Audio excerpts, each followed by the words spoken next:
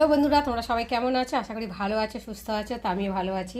মৌসুমি official চ্যানেলে তোমাদের সবাইকে স্বাগত জানিয়ে আজকে চলে এলাম রান্না শেয়ার করতে। রান্না বলতে আজকে পাবদা মাছের রেসিপি কীভাবে আমি করব সেটাই শর্টকাটে তোমাদের সাথে শেয়ার করব। তোমরা কেউ স্কিপ করো না, পুরো ভিডিওটা দেখো, তাহলে ভালো লাগবে। তো চলো, ফার্স্টে তেল দিয়েছি, তেলটা গরম হয়ে গেছে। আর এখন আমি ওই তেলের মধ্যে দিয়ে দেবো টমেটো, আর দিয়ে দেবো কাঁচা লঙ্কা। পেঁয়াজটা একটু ভেজে, টমেটোটা একটু ভেজে নেবো।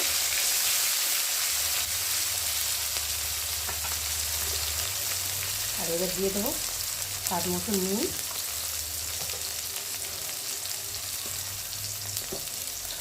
আর দেবো হলুদ গুঁড়ো দিয়ে টমেটোটা একটু ভালো করে নেড়ে নেড়ে গালিয়ে নেব।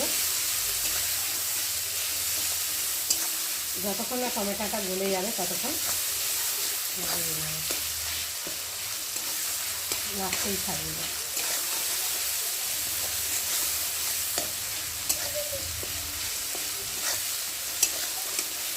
তো দেখো, অনেকটাই টমেটোটা গলে এসেছে। আর তোমরা কীভাবে পাবদা মাছ, কীভাবে পাবদা মাছ রান্না করো আমাকে কিন্তু অবশ্যই কমেন্টে জানিয়ে। পাবদা মাছ অনেক রকমভাবেই খাওয়া যায়। কেউ পেঁয়াজ দিয়ে খেতে ভালোবাসে, কেউ কালো জিরে দিয়ে, কেউ সর্ষে দিয়ে। তো আমি আজকে সর্ষে দিয়ে করছি। তো দেখো, টমেটোটা গলে গেছে। আর এখন এই যে সর্ষেটাকে দিয়ে দেবো, একটু ভালো করে নাড়িয়ে চাড়িয়ে নেবো যতক্ষণ না একটু সর্ষেটা কষানো হবে।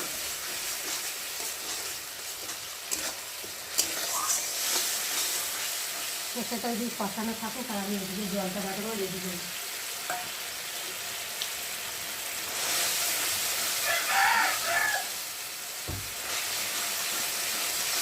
ভালোভাবে একটু না কষালে তো সর্ষের যে একটা কাঁচা গন্ধ থাকে সেটা ভালো লাগে না।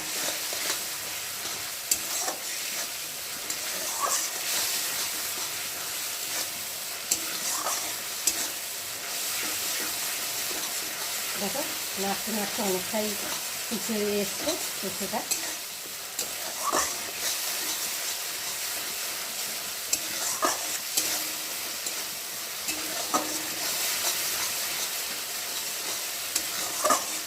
এবার যে সর্ষেকে বাটি রেখেছিলাম সেটা দিয়ে অল্প করে জল দিয়ে দেবো।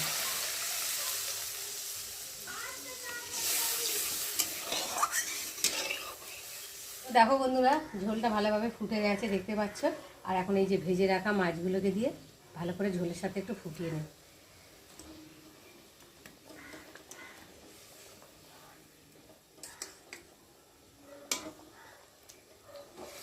একটু ভালো করে খুন্তি দিয়ে সরিয়ে সরিয়ে দেবো, একটা গায়ের উপরে একটা উঠে গেছে, তো তার জন্যে।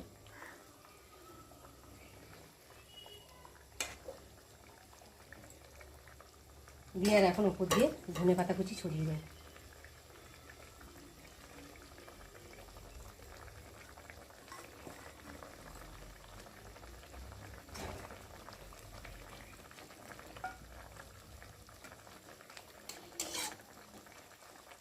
একটু ঝোল, দেখো বন্ধুরা, মাছগুলোকে দিয়ে ভালো করে ফুটিয়ে নিলাম।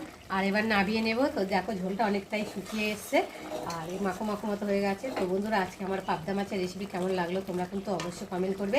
আর ভালো লাগলে লাইক কমেন্ট শেয়ার করো। আর আমার চ্যানেলে যদি নতুন হয়ে থাকো চ্যানেলটাকে সাবস্ক্রাইব করো। আবার তোমাদের সঙ্গে দেখা হবে পরের ব্লগে। ততক্ষণ তোমরা তোমাদের খেয়াল রাখো, তোমরা আমার চ্যানেলটাকে সাবস্ক্রাইব করতে থাকো আর আমি এদিকে ঢালতে থাকি।